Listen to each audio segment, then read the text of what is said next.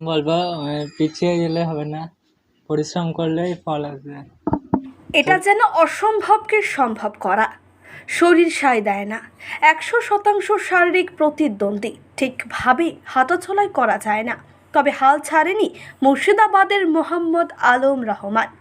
পায়ে লিখেই উচ্চ মাধ্যমিকে বিজ্ঞান বিভাগে 402 পেয়ে নজির গড়ল মোহাম্মদ আলম রহমান। মুর্শিদাবাদ জেলার বড়ুয়া থানার অন্তর্গত বৈদ্যনাথপুর গ্রামের বাসিন্দা। কান্দিরাজ উচ্চ বিদ্যালয়ের বিজ্ঞান বিভাগের ছাত্র আলম মনের জোর আর আত্মবিশ্বাসে প্রতিবন্ধকতাকেও হার মানিয়ে উচ্চ মাধ্যমিক পরীক্ষাতে কান্দি মহকুমার মুখ উজ্জ্বল করলেন বিশেষভাবে সক্ষম ছাত্র মোহাম্মদ আলম রহমান। মাধ্যমিকের পর উচ্চ মাধ্যমিকেও সকলকে তাক লাগিয়ে ফের একবার অসম্ভবকে সম্ভব করে দেখালো মুর্শিদাবাদের আলম। উচ্চ মাধ্যমিকের ফলাফল বেরোতেই যখন প্রথম 10-এর তালিকা নিয়ে মাতামাতি সারা বাংলায়, তখন পায়ে লিখেই 80% নম্বর পেয়ে সকলের মাঝে আলাদা স্থান করে নিলেন মুর্শিদাবাদের ছাত্র। শারীরিক প্রতিবন্ধকতাকে বুড়ো আঙুল দেখিয়ে মাধ্যমিকে 625 পেয়েছিল আলম, আর এবারে ফের উচ্চ মাধ্যমিকেও বিজ্ঞান বিভাগে 402 নম্বর পেয়ে নজির গড়লেন মুর্শিদাবাদ জেলার বড়ুয়া ব্লকের বৈদ্যনাথপুর গ্রামের মেধাবী ছাত্র এমডি আলম রহমান। অত্যন্ত নিম্নবর্তী পরিবারের ছেলে এই আলম রহমানের সাফল্যতে খুশি পরিবার থেকে শিক্ষক প্রতিবেশীরা। অনেকেই সংবর্ধনা জানাতে বাড়িতে আসেন।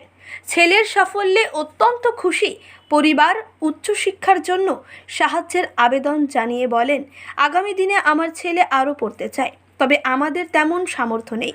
তাছাড়া ওর এই অবস্থা, ভালোভাবে পড়াশোনা করার জন্য যাতে কাছে কোথাও ওর পড়াশোনার ব্যবস্থা করা যায় তার আবেদন জানায়। বড়ুয়া থেকে শাহিন শেখ ও উমার শেখের রিপোর্ট, চেতনা নিউজ। মানে যে সাফল্য সেটা নিয়ে কি বলবে? আমি বলবো পিছিয়ে গেলে হবে না, পরিশ্রম করলেই ফল আসবে। পরিশ্রমই ফলের একমাত্র চাবি। মাধ্যমিকের পর থেকে কিভাবে উচ্চ মাধ্যমিক পর্যন্ত এগোলে? মাধ্যমিকের পর থেকে কান্দিতে গিয়ে ভর্তি হয়েছিলাম।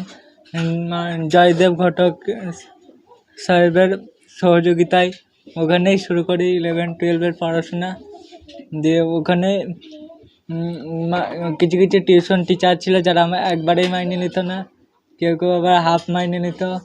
তো ওরাও আমার জীবনে কঠিন অধ্যায়ের পাশে ছিল। তাছাড়া কিছু বন্ধু ছিল, আবার কিছু কিছু টোটোওয়ালা যারা টাকা নিত না, কোথাও টিউশনে দিয়ে আসতাম। আবার আরও অনেকজনকে পেয়েছি পাশে। এভাবেই উচ্চ মাধ্যমিকে পড়াশোনা করে এরকম রেজাল্ট করতে পারলাম। এই যে পরিবার থেকে কতটা তুমি সাপোর্ট পেয়েছো? পরিবার থেকে আমার মা বাবা তো প্রচুর সাপোর্ট করছে। ওখানে আমার মা থাকতো কান্দিতে আমার জন্য, রান্না করার জন্য। বাড়িতে একাই আমার আব্বা সব কিছু সামালতো। কোন স্কুলে পড়াশোনা করতে? কান্দি রাজ হাই স্কুল। আচ্ছা, সেই স্কুলের মধ্যে কত নম্বরে গিয়েছো কোন তালিকায়? স্কুলের মধ্যে আমি ঠিক জানি না, সকলের রেজাল্ট আমি ঠিক জানি না। আচ্ছা, তো এখন তোমার এই যে বর্তমান অবস্থা, সেখান থেকে সরকারিভাবে তুমি কি চাইছো? সরকারিভাবে যদি আমার পড়াশোনার দায়িত্ব নেয় তবে আমার পথ চলাটা আরও সহজ হয়ে যাবে। জীবনে কি সাফল্য, মানে কি আশা তোমার আগামী দিনে? আগামী দিনে ইচ্ছা আছে কলেজে ভর্তি হব অনার্স দিয়ে, তারপর দেখা যাক কী হয়। জীবন নিয়ে কি ভাবছো? কোনো কি স্বপ্ন আছে? ইচ্ছা তো ছিল মহাকাশ নিয়ে পড়ার, কিন্তু ওটা টানতে পারার মতো আমাদের পরিবার নয়। তবে দেখা যাক, আগে অনার্সটা হোক তারপর দেখি। কি নাম? এমডি আলম রহমান। আজকের দিনে দাঁড়িয়ে আমি খুব গর্বিত, কিন্তু তবুও মনে একটা দুঃখ থেকে যায়। আমাদের আর্থিক অনটনের জন্য আমার ছেলের লক্ষ্য যাতে লক্ষ্যে পৌঁছাতে পারে, সেজন্য সরকার যাতে এগিয়ে আসে।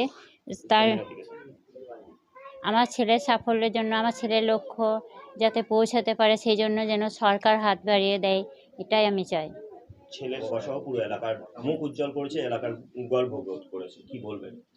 আমি প্রচণ্ড খুশি, কারণ আমার এলাকায় আমার সুন্দরপুর পঞ্চায়েতের এমডি আলম রহমান উনি ভালো রেজাল্ট করেছেন। আমি এর জন্য খুব গর্বিত। তবু আমি চেষ্টা করব যে ওনার পাশে থাকার, সর্বদা যতটুকু পারবো ততটুকু আমি সাহায্য করার চেষ্টা করব। আর সরকারি সহায়তা চেষ্টা করব যাতে করে দিতে পারি আমি, এটুকুই বলবো। কি নাম আপনার?